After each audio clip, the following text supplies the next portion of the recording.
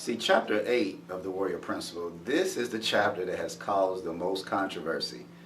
This is the one that I typically get the most flack for. I don't know why, but when people hear the word spies, all right, they automatically think of something that's dishonest, untruthful, disingenuous. But really, that's not what it's about. Sun Tzu talked about using spies to gain an advantage in war.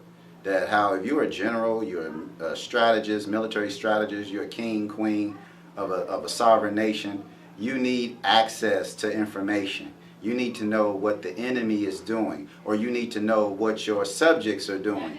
You need to know everything, all access to information, because one little nugget of information can be the thing that change the tide, or the thing that gives you that advantage, that turning point, when you can become the victor in a situation, or to make things better. All right, so I took that same concept and brought it to the school level. And even though we don't call it spies in the public school setting, we use terms like building capacity, having leaders, building leaders at all levels. And so the terminology may be different, but the concept is still the same, because a principal, no matter what setting that he or she is in, whether it's elementary, middle, or high school, they need access to information at all times. They need to know what their students are feeling and thinking. They need to know what their teachers are feeling and thinking. They need to know the attitudes and opinions of the community. They need to know the parents, all stakeholders that are actively involved with the school, that interact with the school in some capacity. You need keen information available and accessible to you at all times. And the principal is only one person.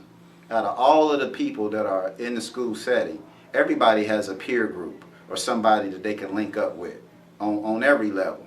All right. The principal is the only person that doesn't have a peer group in the school setting, and that's why they say that once you become a principal, it's lonely at the top. All right, because you don't have nobody that you could share and bounce ideas off, unless you go call another colleague in another school building or school district, but they're busy doing their thing, so you don't get to really connect with them like how you want to.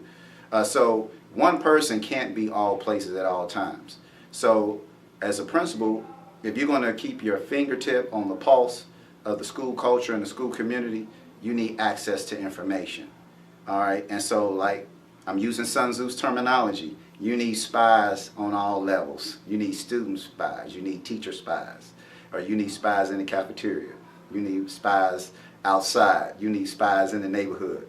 And you need people that could bring you information, and they can also deliver messages out to various stakeholders. Now, how do you go about building these relationships with folks? How do you go about having a person feel comfortable with sharing information with you and whatnot? You got to get the book for that. I'm not going to go into detail.